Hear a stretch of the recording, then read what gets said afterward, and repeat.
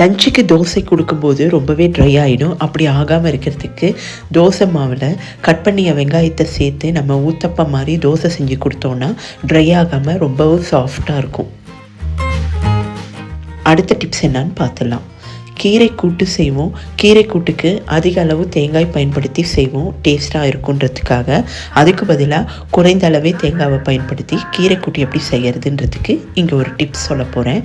சாதாரணமாக நம்ம முருங்கைக்கீரையோ வெந்தயக்கீரையோ இல்லைன்னா பசலைக்கீரையோ ஏதோ ஒரு கீரையை வச்சு தான் நம்ம கீரை கூட்டு செய்வோம்.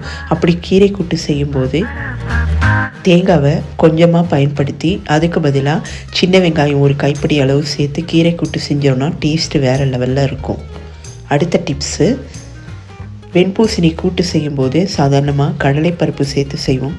அதுக்கு பதிலாக நைட்டே ஊற வைத்த கொண்டைக்கடலையை காலையில் நல்லா வேக வச்சுட்டு தேங்காய், மிளகாய், சீரகத்தோட ஒரு கைப்பிடி அளவு கொண்டைக்கடலை சேர்த்து கூட்டு செஞ்சு பாருங்கள். டேஸ்ட்டு வேறு லெவல். இந்த டிப்ஸ் பிடிச்சிருந்தால் லைக் பண்ணுங்கள், சப்ஸ்கிரைப் பண்ணிக்கோங்க.